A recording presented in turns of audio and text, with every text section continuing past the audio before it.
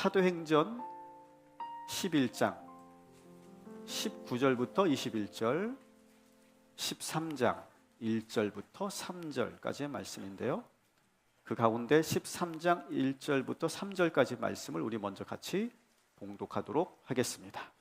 안디옥 교회에 선지자들과 교사들이 있으니 곧 바나바와 니게르라 하는 시므온과 구레네 사람 루기오와 분봉왕 헤롯의 젖동생 마나엔과 및 사울이라. 주를 섬겨 금식할 때에 성령이 이르시되 내가 불러 시키는 일을 위하여 바나바와 사울을 따로 세우라 하시니 이에 금식하며 기도하고 두 사람에게 안수하여 보내니라. 아멘. 아멘. 네, 자, 여러분 제가 11장 할 때 안디옥 교회에 대해서 소개했었어요. 기억나시죠? 안디옥 교회. 제가 분명히 11장에서 안디옥 교회 했어요. 제가 제목도 분명히 제가 했었는데 선교적 교회, 선교적 성도라고 하는 제목으로 제가 설교를 분명히 했는데 여러분 표정을 보니까 전혀 기억이 없다는 그런 표정이십니다. 참 대단들 하세요. 네. 근데 여러분이 머리가 나쁜 게 아니에요. 학생들이 학교 수업을 듣고 1시간 지나면 얼마나 까먹는 줄 아세요? 70%를 까먹는데요. 1시간 지나고 나서. 근데 얘네들은 어떻게 착각한다고요? 다 알고 있다고 착각한대요. 그래서 얘네들이 공부를 못하는 거예요. 그러니까 여러분들이 머리가 나쁜 게 아니라 여러분은 지극히 정상이다. 저는 그렇게 생각합니다. 자, 그래서 오늘 다시 한번 제가 안디옥 교회를 소개하려고 합니다. 왜냐하면 제가 그때도 말씀드렸던 것처럼 이 안디옥 교회는 우리 동탄 꿈의 교회의 모델이에요.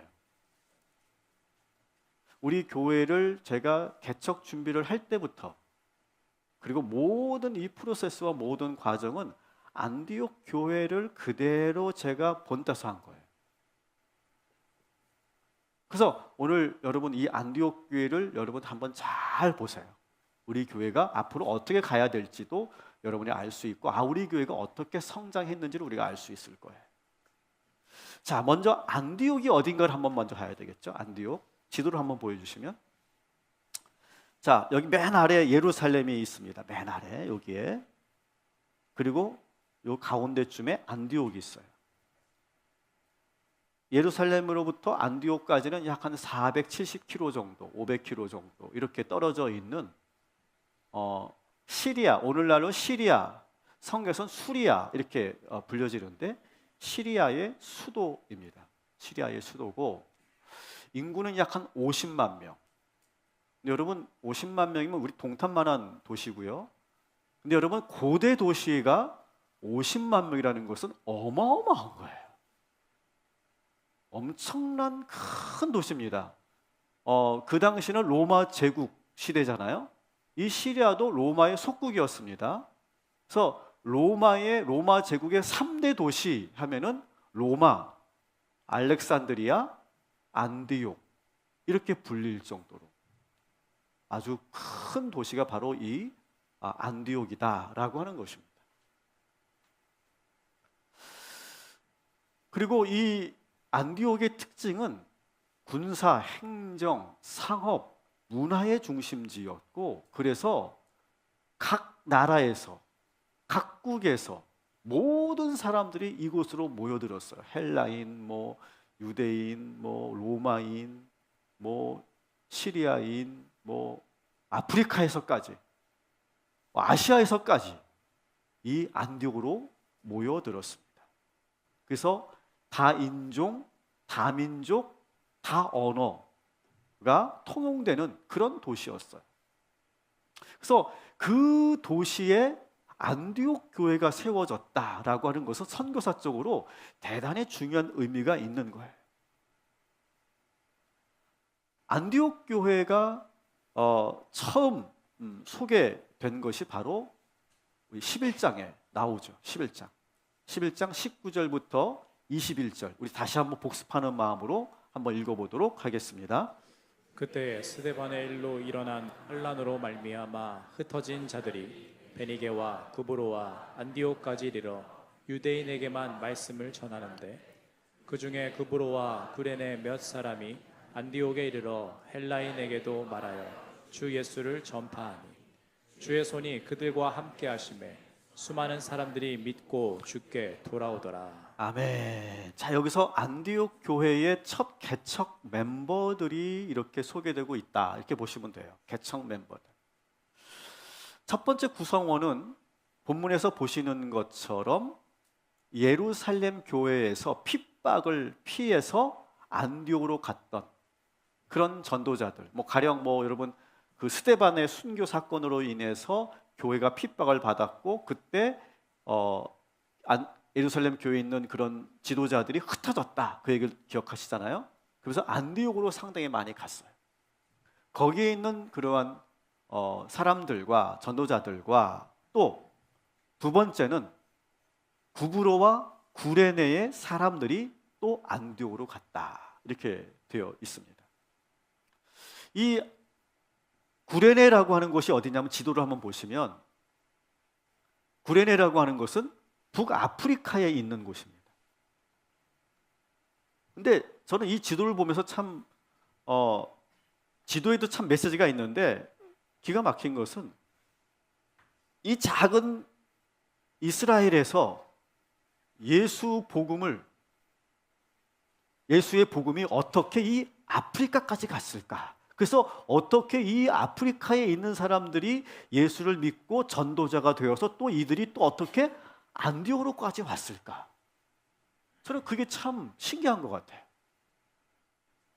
이런 복음의 능력이라는 것이 참 놀라운 것 같아요.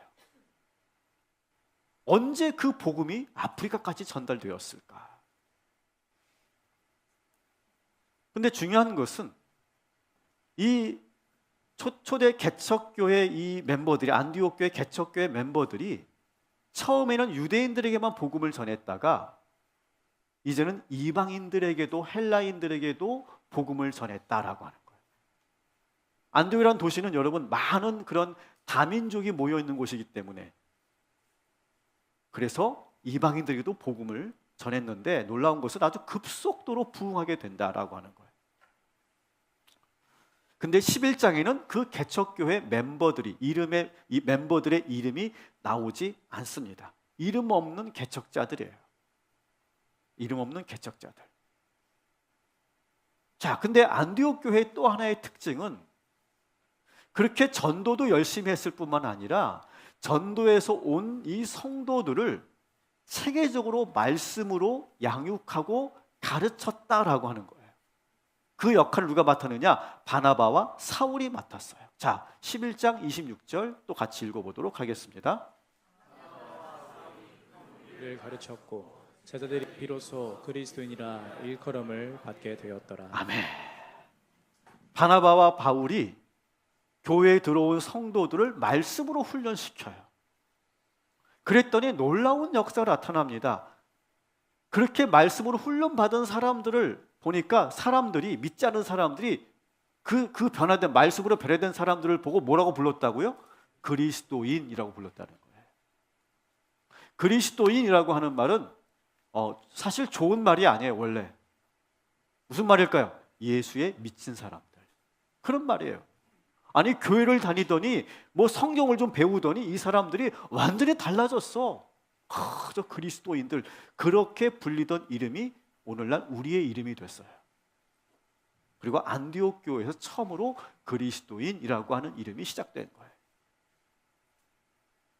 여러분, 안디옥 교회의 강점은 여기 또 하나가 있어요. 그게 뭐냐면 말씀을 체계적으로 배우고 제자 훈련을 받아서 삶의 변화가 나타나도록 양육 시스템이 잘 돼 있었던 교회가 바로 안디옥 교회였다라고 하는 거예요. 이게 참 중요합니다. 나중에 제가 좀 더 설명하겠지만 이 양육 시스템이 바나바와 사울을 통해서 잘 구축되었다라고 하는 거예요. 그리고 안디옥 교회는 선교 후원도 아끼지 않았어요. 큰 가뭄으로 예루살렘 교회가 고통을 받고 있다는 소식을 듣습니다. 그랬더니 이 안디옥 교회 성도들이 모두 모여서 적극적으로 선교 헌금을 모아서 그 예루살렘 교회를 지원합니다. 근데 이게 무슨 말이냐? 동생 교회가 형님 교회를 도와준 격이에요. 그만큼 이 안디옥 교회는 상당히 역동적이고 건강하게 부흥하게 됩니다. 그리고 오늘의 본문 13장을 우리가 보면 이 안디옥 교회가 이제는 거기서 한 발 더 나아가서 단순히 선교 후원만 하는 것이 아니라 한 발 더 나아가서 직접 선교사를 파송하기까지 합니다. 제가 처음에도 말씀드렸지만 제가 처음 개척을 준비하면서 이 안디옥 교회가 어떻게 부흥했고 어떻게 성장했는지를 저는 면밀히 연구했어요. 그리고 여기에 있는 그 말씀 그대로 안디옥 교회가 했던 그대로 저는 교회를 디자인했고 그 과정을 그대로 실행했어요. 경영학에서는 이것을 벤치마킹이라고 부르죠. 저는 이 안디옥 교회를 벤치마킹한 거예요. 처음에 우리 교회가 설립되기 전에 우리 개척 멤버들이 가장 먼저 하는 것은 이 동탄 지역을 누비면서 계속 전도하는 거예요. 지금은 우리가 막 그렇게 지역을 누비면서 거리를 누비면서 막 전도하지 않지만 초창기에는 예배드리고 전도하고 예배드리고 전도하고 시간 남으면 막 전도하는 그런 때가 있었어요. 그리고 그때는 광교에서도 안산에서도 우리 같은 꿈의 교회 성도들이 같이 합류해서 계속 이 땅을 밟으면서 계속 전도하던 그런 때가 있었어요. 그리고 저희는 이 교회가 세워지기 전부터 개척 멤버들과 함께 제자 훈련을 했어요. 그래서 모일 공간이 없으니까 돌아가면서 성도님들의 집을 돌면서 거기서 제자 훈련으로 시작했어요. 그리고 지금의 이 훈련 과정을 제가 만들고 개척하자마자 그 시스템을 계속 돌렸어요. 우리 교회 들어오면 새가족 교육을 받고 1:1 양육을 하고 제자 훈련을 하고 어성경의 읽어지내를 하고 성경 심화 과정을 하고 드레스디아스를 하고 이 모든 그런 이 프로세스를 초창기에 다 만들어 놓은 거예요. 왜? 안디옥 교회가 그렇게 했었기 때문에. 자, 그리고 나서 우리 교회는 개척한 지 6개월 만에 자립교회가 됩니다. 더 이상 누구의 지원도 받지 않아도 되는 교회가 됐고, 그리고 우리 교회는 설립되자마자 우리도 개척교회였는데 선교 후원을 무조건 시작하게 됩니다. 그랬더니 하나님께서 우리 동탄 꿈의 교회를 안디옥 교회처럼 부흥시켜 주신 줄 믿습니다. 사랑하는 여러분, 말씀대로 하시기 바랍니다. 말씀대로 하세요. 여러분의 생각대로 하는 게 아니라 말씀대로 하세요. 그래서 모델링이 참 중요한 것 같아요. 우리 동탄 꿈의 교회는 안디옥 교회를 모델로 삼았어요. 여러분도 한번 그렇게 해보세요. 여러분들이 다윗을 모델로 삼을 수 있어요. 바울을 모델로 삼을 수 있어요. 야곱을 모델로 삼을 수 있어요. 그리고 야곱에 대해서 바울에 대해서 면밀히 한번 그 말씀을 연구하고 나름대로 분석해 보세요. 그리고 그대로 하는 거예요. 바울처럼 행동하고 다윗처럼 행동해 보고 베드로처럼 해보는 거예요. 그러면요, 하나님께서 말씀 그대로 역사하시고 기적을 보여주시고 그대로 성경적인 그 축복을 허락하여 주실 줄 믿습니다. 말씀대로 하시는 거예요. 말씀대로. 각자 여러분들의 그 모델을 찾으세요. 모델. 자, 오늘 본문 13장 1절에 또 뭐가 소개되고 있냐면 그 안디옥 교회를 이끌었던 초대 지도자들을 소개하고 있는 대목이 바로 오늘 13장 1절입니다. 우리 한번 또 같이 읽어보도록 하겠습니다. 안디옥 교회에 선지자들과 교사들이 있으니 곧 바나바와 니게르라 하는 시몬과 구레네 사람 루기오와 분봉왕 헤롯의 젖동생 마나엔과 및 사울이라. 아멘. 자, 안디옥 교회는 바나바와 사울만 있었던 것이 아니라 또 나머지 3명의 지도자들이 더 있었어요. 그러니까 다시 말하면 5명의 지도자들이 서로 협력해서 이 안디옥 교회를 잘 운영해 왔던 것을 우리가 알 수 있어요. 근데 그들의 역할은 뭐였느냐? 교회에서 지도자로서 그들의 역할은 뭐냐? 따라합시다. 선지자와 교사, 두 가지 일로 지도자 역할을 감당했어요. 자, 여러분 선지자는 뭘까? 선지자는 하나님의 음성을 듣고 그 하나님의 음성을 듣고 그것을 공동체에게 전하는 그런 영적 카리스마를 가지고 있는 자들이 선지자예요. 근데 여러분 어떻게 해야 하나님의 음성을 들어요? 자다가 들어요? 밥 먹다가 들어요? 넷플릭스 보다가 들어요? 언제 하나님의 음성을 들어요? 기도하다가.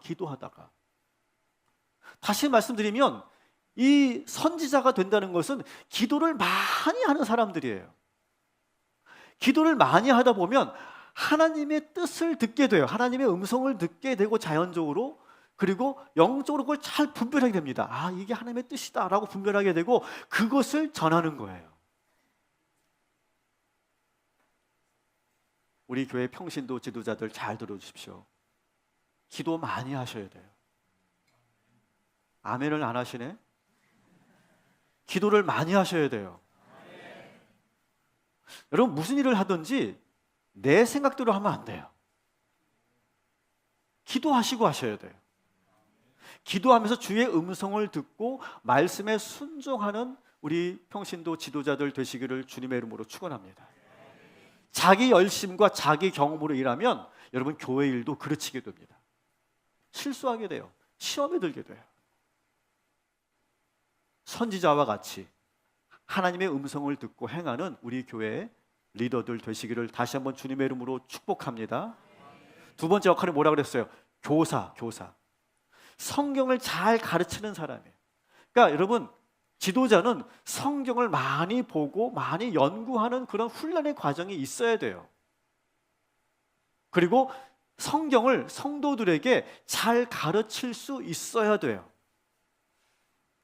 제가 어제도 우리 셀 리더 컨퍼런스 때 우리 리더들이 가지고 있어야 될 핵심 역량을 제가 말씀드렸어요. 그것은 뭐냐? 복음을 가르칠 수 있어야 돼요. 자신 있게 누구에든지 내가 알고 있는 복음을 제시할 수 있어야 돼요. 그렇게 훈련돼야 돼요. 그리고 예수를 영접할 수 있도록 그런 역량을 가지고 있어야 된다. 제가 분명히 강조해 드렸어요. 오늘 우리 셀 리더 임명식 할 때 제가 그 부분을 다시 한번 강조하는 거예요. 복음을 전하고 복음을 가르칠 수 있는 능력을 갖추고 있어야 리더예요. 나이 많다고 직분이 높다고 리더가 아니에요. 안디옥 교회 지도자들은요, 따라합시다. 기도의 능력, 말씀의 능력, 이 모두를 다 가지고 있었다는 거예요. 여러분, 교회가 부흥하느냐 부흥하지 못하느냐는 담임 목사에게만 달려있지 않아요. 담임 목사 한 사람이 잘한다고 교회가 부흥하는 게 아니라 얼마나 잘 훈련된 평신도 지도자들이 있느냐에 달려있어요. 제가 그래서 개척 준비하면서 제가 가장 많이 기도했던 것 중에 하나가 하나님 저에게 잘 훈련된 동역자들을 보내주십시오 라고 기도했더니 하나님께서 보내주신 줄 믿습니다. 우리 교회는요, 우리 장로님들 설교 잘 하십니다. 못 믿겠다는 표정이신데 이번에 저희들이 제주도로 우리가 목회 계획 세미나를 갔다 왔는데 이틀 동안 우리 장로님들이 새벽 설교해 주셨어요. 앞으로도 우리 장로님들 설교 많이 시킬 거예요. 제가 설교의 능력이 있어야 돼요. 복음을 가르칠 수 있는 능력이 우리 장로님들에게 있으셔야 됩니다. 이 자리에 딱 서서 복음을 전할 수 있어야 돼요. 또 우리 1:1 양육자들 있죠. 우리 교회 1:1 양육자들. 우리 금요일날 우리 1:1 양육자들의 그 후속 모임을 가졌는데 참 은혜로웠어요. 얼마나 열심히 하는지. 그 한 영혼을 세우기 위해서 정말 어느 때는 막 잠도 못 자고 긴장하고 막 그렇게 그 한 영혼을 세우기 위해서 막 그 10주간 막 그렇게 고분분투하고 그러는 우리 양육자들이 있죠. 우리 양육자들 1:1 양육자들 해야 되는 게 뭡니까? 구원의 확신을 심어주는 거예요. 우리가 후속 모임을 가지면서 우리가 함께 나눴던 것, 올해도 우리 교회, 작년에도 우리 교회 한 98명의 성도들이 등록을 하셨는데, 근데 그 성도님들 가운데서는 이제 이미 이전 교회에서 뭐 집사도 되시고 권사도 되시고 뭐 10년 이상 다니신 분들도 꽤 많이 오셨죠. 근데 놀라운 것은 그분들에게 구원의 확신에 대해서 물으면 10년 된 분인데 제가 구원 받았을까요? 오히려 질문을 하더라고요. 구원의 확신이 없어. 우리 1:1 양육을 통하여 구원의 확신을 얻는 것. 그 구원의 확신을 가질 수 있도록 이끌어주는 그러한 지도자들이 우리 1:1 양육자들이라고 생각해요. 그리고 우리 셀 교회를 개척교회처럼 목회자의 마음으로 이렇게 이끌어가는 우리 교구장님들과 셀 리더들이 있습니다. 오늘 우리 장로님 기도 참 잘해주셨는데, 셀 교회는 뭡니까? 교회 속의 교회죠. 우리가 스토를 걸어드리는 이유도 바로 그런 거예요. 당신은 그 셀 교회의 평신도 목회자다.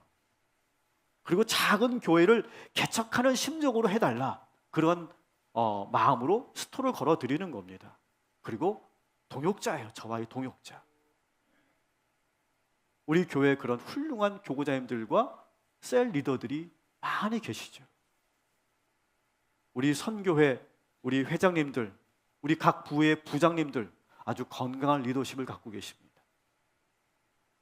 우리 교학교 선생님들도 교회의 지도자들이신데, 우리 선생님들은요 정말 교회 학교를 사랑하는 마음이 정말 특별하신 것 같아요.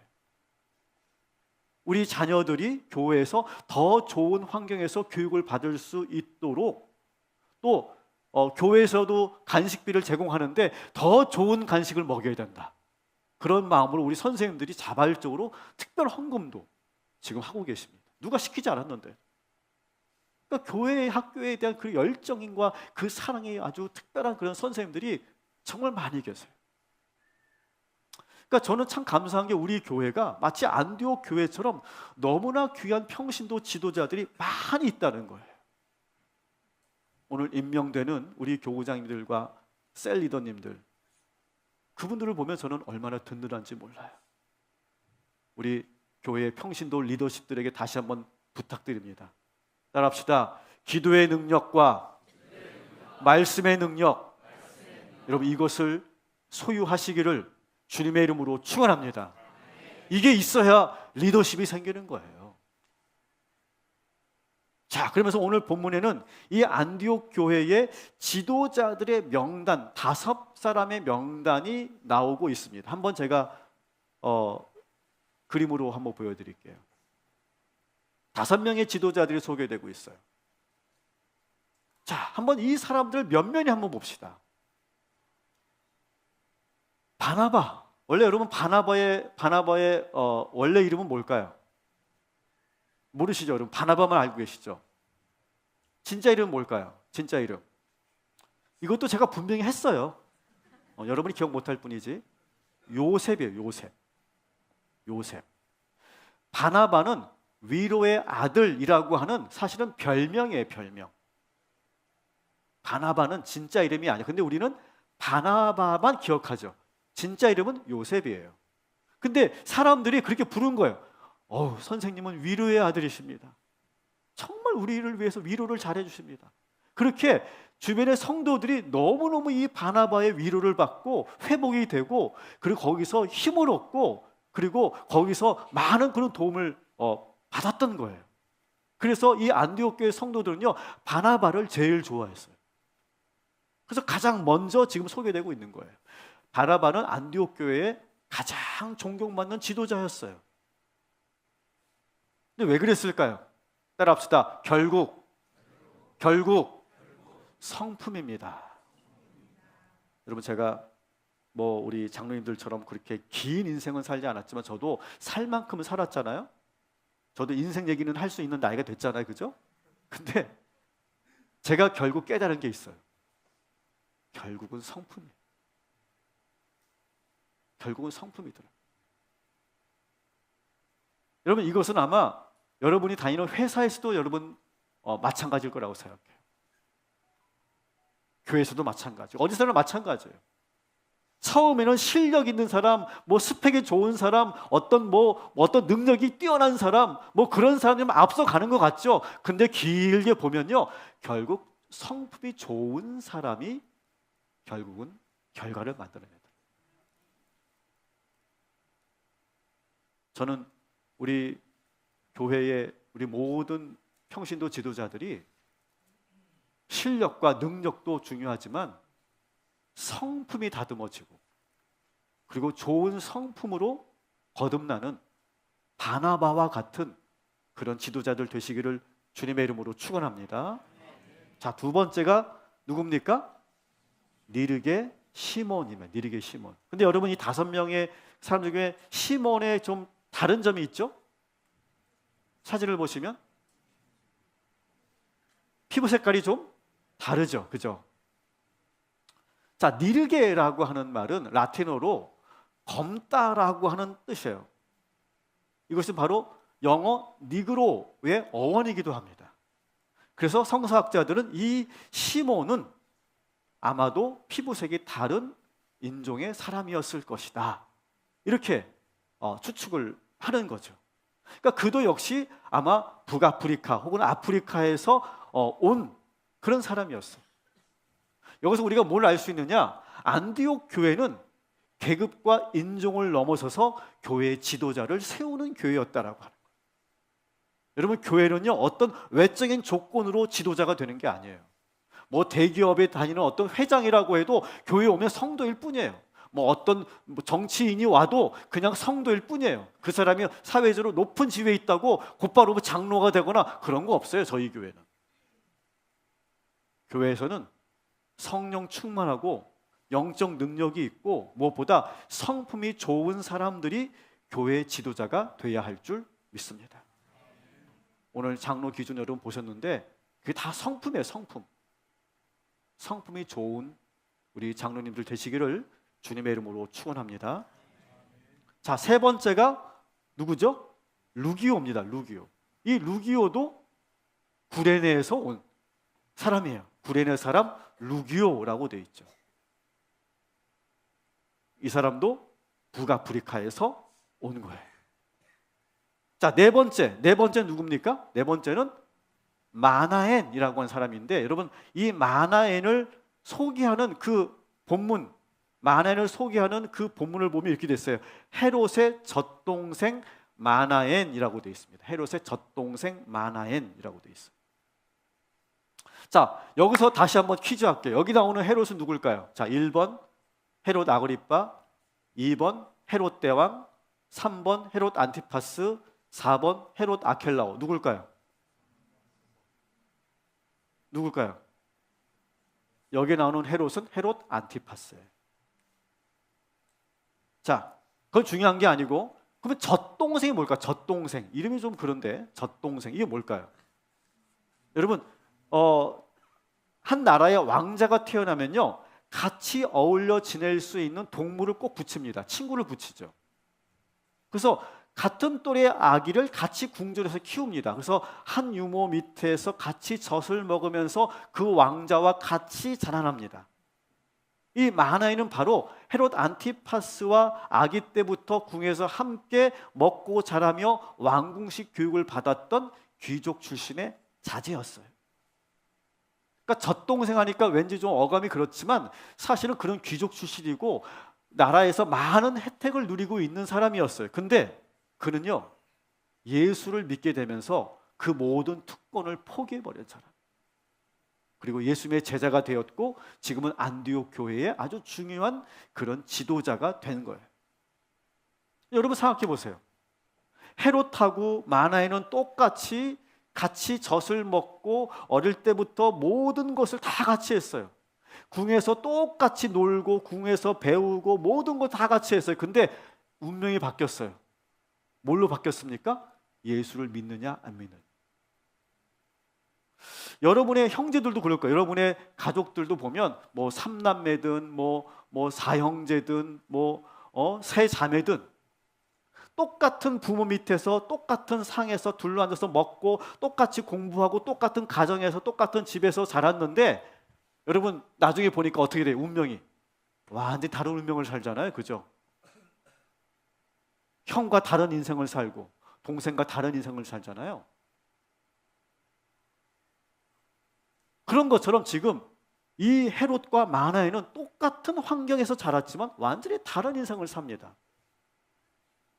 여러분, 여러분의 인생에서 가장 잘 선택한 것은 뭐라고 생각하십니까?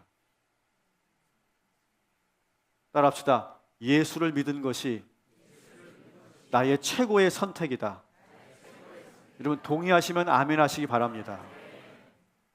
여러분의 형제 자매들도 똑같을 거예요. 똑같이 자랐는데 나는 예수를 믿었어. 형은 예수를 몰라. 예수를 안 믿었어. 그러면서 운명이 바뀌었을 거예요. 여러분이 이 세상에서 가장 잘한 선택은 예수 믿은 것인 줄 믿으시기 바랍니다.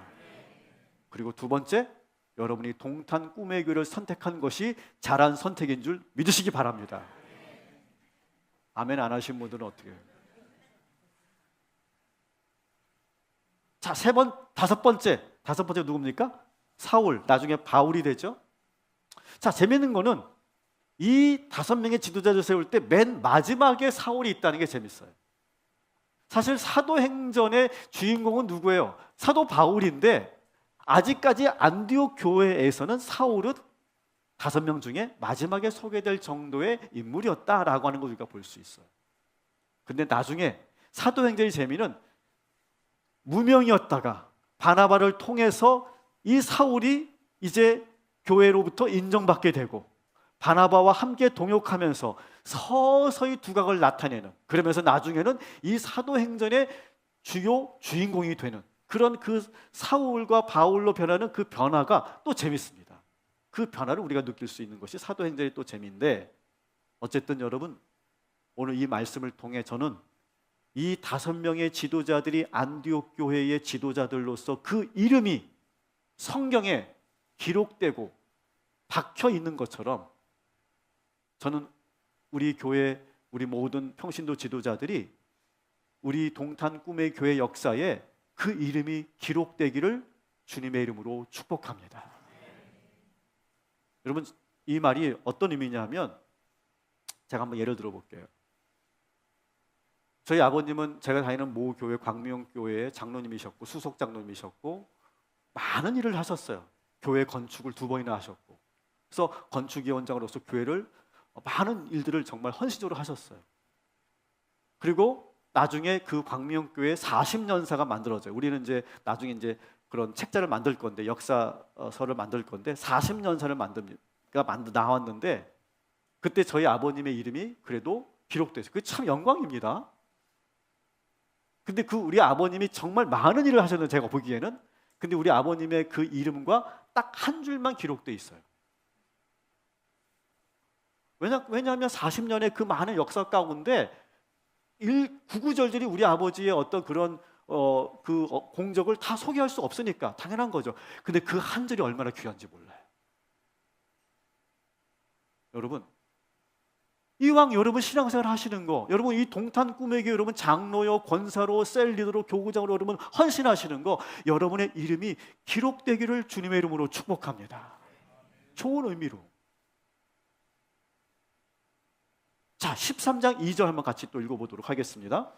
주를 섬겨 금식할 때 성령이 이르시되 내가 불러 시키는 일을 위하여 바나바와 사울을 따로 세우라 하시니. 아멘. 자, 이쯤에서 여러분이 좀 지루함을 느끼실 것 같아.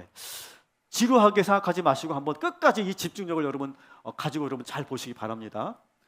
자, 오늘 2절에 보면 주를 섬기며 금식으로 기도했다라고 되어 있어요. 근데 여러분 여기서 이 섬기다라고 하는 뜻은 예배한다는 거예요. 영어 성경에는 저렇게 번역되어 있어요. 섬기다라고 되지 않고 worshiping the Lord라고 되어 있어요. 주님을 예배한다. 그러니까 안디옥 교회 영적 분위기가 어땠는 걸 알 수 있어요. 영적 분위기가 예배하고 금식하고 기도하는 분위기였다는 거예요. 무엇보다 이 안디옥 교회는 예배에 목숨을 거는 교회였어요. 저는 오랫동안 제가 목회를 경험하면서 제가 내린 결론이 있어요. 교회가 부흥하느냐 부흥하지 못하느냐는 예배에 있다. 예배에서 은혜 받지 못하면 성도들은 병이 들고 마귀의 시험이 들어온다. 예배에서 하나님을 만나고 성령의 충만함을 입고 예배가 살아있을 때 우리 성도들이 산다. 저는 그것을 피부로 느낄 수 있어요. 절감했어요, 그거를. 그래서 우리 교회는 예배에 목숨을 거는 거예요. 두 번째, 교회는 기도하는 곳입니다. 기도하는 곳. 여기서 금식했다라고 하는 것은 그저 밥을 안 먹었다는 말이 아니잖아요. 금식하며 기도했다는 거예요. 그러니까 이 안디옥 교회 영적 분위기는 정말 뜨겁게 간절하게 금식하며 기도하는 분위기였다라고 하는 걸 우리가 알 수 있어요. 제가 계속 누차 강조합니다. 여러분, 우리 교회의 예배는요, 주일 예배만큼이나 금요 성령 집회가 대단히 중요하게 저는 보고 있는 목사예요. 여러분, 솔직히 한번 얘기해 봅시다. 여러분, 주일 예배 정말 중요하죠. 주일 성수하니까. 근데 여러분, 주일 예배 한계가 뭐예요? 주일 예배 한계. 기도 시간이 없어요. 잠깐 기도하면 한 5분 정도 기도를 하고 여러분 가실까요? 그리고 나머지 월화수목금토 여러분 뭐 하세요? 솔직히 기도하세요? 대답해 보세요. 기도하시냐고요? 저는 집에서 기도하는데요. 물론 그런 분도 계시겠죠. 하지만 대부분 우리 솔직히 봅시다. 기도 안 합니다. 언제 기도하실 거예요, 여러분? 언제? 새벽 예배 나오시고 금요 성령 집회 나오셔서 마음껏 여러분 시간 제약 없이 부르짖으며 여러분 기도해야 우리의 영이 살게 되는 줄 믿습니다. 여러분, 기도의 영성에 살지 않고는요, 우리가 이 험난한 세상을 이겨나갈 수 없어요. 제가 개척을 준비하면서 여러 교회를 다녔잖아요. 한 20여 개 교회를 다니면서 제가 내린 결론이 있어요. 이렇게 금요 성령 집회 혹은 목요 성령 집회, 이러한 기도 집회가 있는 교회는요, 뜨겁게 있는 교회는요 부흥하더라고요. 근데 그런 뜨거운 기도 집회가 없이 그냥 잔잔한 예배만 있는 교회는요 부흥하지 않더라고요. 다시 한번 여러분에게 도전하고 제가 다시 한번 여러분에게 권면합니다. 여러분, 2026년도 여러분 기도하셔야 됩니다. 여러분, 금요 성령 집회 새벽 예배 나오셔서 여러분 기도하는 2026년이 되시기를 주님의 이름으로 축복합니다. 자, 이렇게 예배와 기도로 무장했더니 13장 2절에 이렇게 되어 있어요. 성령님이 그때 임하십니다. 그러면서 뭐라고 말씀하십니까? 바나바와 사울을 세우라. 이제는 이 안디옥 교회를 통해서 전 세계를 전도하는 그런 비전을 하나님께서 주시는 거예요. 교회가 한 발 더 나아가는 거예요. 오늘날로 말하면 선교사를 파송하시겠다는 거예요, 하나님께서. 설립된 지 아주 짧은 기간이지만 이 안디옥 교회는 아주 빠르게 성숙한 교회로 가고 있어요. 자, 그런데 3절이 참 저는 귀한데요. 안디옥 교회는 그렇게 성령의 음성을 들었으니까 바로 사울과 바나바를 빨리 파송하면 되는데 바로 파송하지 않고 우리 3절 같이 읽어볼게요. 이에 금식하며 기도하고 두 사람에게 안수하여 보내니라. 아멘. 자, 근데 성서학자들은요, 이 이에라고 하는 것을 시간을 나타내는 부사로 보고 있어요. 그러니까 성령의 음성을 받았어요. 사울과 바나바를 세우라. 그 음성을 듣고 교회가 곧바로 파송한 게 아니라 이에 일정한 시간을 보냅니다. 일정한 시간 뭐해요? 금식하며 기도해요. 저는 이게 참 중요합니다. 여러분, 이전에 충분히 기도했잖아요. 2절에서. 그래서 음성을 들었잖아요. 그래서 세우면 되잖아요. 파송하면 되잖아요. 근데 또 기도한다는 거예요. 안디옥 교회는. 또 기도해, 또. 전 성도들이 금식으로 충분히 기도하고 난 다음에 다시 또 바울과 사나바를 앞에 두고 또 기도해, 안수하며. 막 성도들이 막 바울과 바나바의 머리에 손을 얹고 뭐 등에 손을 얹고 어깨에 손을 얹고 팔에 손을 얹고 충만하게 막 그냥 통소로 기도하면서 이 두 사람을 파송합니다. 이 영적 분위기. 여러분, 기도 없으면 사역할 수 없어요. 여러분, 우리 여기 지도자들, 여러분의 부서와 셀과 여러분의 선교회를 여러분 이끄실 때 여러분 이 원칙을 꼭 지키세요. 따라합시다. 기도로 시작하고 기도로 마칩니다. 그리고 여러분 무슨 사업을 하시든 기도로 하셔야 돼요. 선교를 하시든 뭐 바자회를 하시든 뭐 봉사를 하시든 원례를 하시든 뭘 하시든 기도로 시작하고 기도로 마치고 매 순간마다 기도가 들어가야 될 줄 믿습니다. 안디옥 교회가 바로 이런 분위기였다는 거예요. 말씀을 정리합니다. 여러분, 다시 여러분을 축복합니다. 이 안디옥 교회의 5명의 지도자들이 그 이름이 이 성경에 기록된 것처럼 여러분의 이름이 우리 동탄 꿈의 교회 100년사에 기록되기를 주님의 이름으로 축원합니다. 축원합니다. 여러분 그런 소망 가지세요. 2027년 모모 장로가 무슨 일을 시작하다. 그 한 줄이 얼마나 귀한 일입니까? 그 이름이 기록되도록 여러분 충성하시기를 주님의 이름으로 축원합니다. 그리고 교회 지도자들은 2가지가 필요하다고 그랬어요. 기도의 능력과 말씀의 능력. 그리고 안디옥 교회처럼 기도 많이 하는 교회가 돼야 되고 선교하는데 힘을 쓰는 교회가 돼야 될 줄 믿습니다. 사실 우리 교회는 지금 어느 수준이냐면 선교 후원을 하고 있는 교회, 여기까지는 왔어요. 근데 그 다음 단계가 있어야 돼요. 오늘 이 안디옥 교회처럼 이제 선교사를 파송하고 그리고 선교 현지에 교회도 세우고 많은 선교적인 그런 기관도 세우는 그런 일들도 우리 교회가 감당해야 될 줄 믿습니다. 아직은 우리 교회는 선교 후원까지만 하는 교회로 머물러 있어요. 근데 저는 조급하게 생각하지 않아요. 그리고 여러분들도 그렇게 생각하지 마세요. 왜 교회가 선교하지 않고 왜 교회가 선교사를 파송하지 않냐? 왜 선지에 왜 교회를 세우지 않냐? 동탄 꿈의 교회가 그거 해야 된다. 여러분 그렇게 재촉하지 마세요. 제가 알아서 할게요. 그리고 제가 기도 응답 받고 할게요. 여기 있는 안디옥 교회처럼 응답 받고 또 기도할게요. 그리고 제가 하겠습니다. 저를 믿어주시고 우리 안디옥 교회처럼 우리 교회가 나아가게 될 줄 믿습니다. 그러면 하나님께서 우리 교회를 정말 엄청나게 축복하시고 부어주실 줄 믿습니다. 선교할 수 있으려면 우리 성도들의 삶도 윤택해져야 되겠죠. 하나님께서 그렇게 축복하여 주실 줄 믿습니다. 우리 한번 그런 안디옥 교회처럼 우리 교회를 더욱더 만들어가는 우리 교회 지도자들 되시기를 주님의 이름으로 축원합니다. 아멘.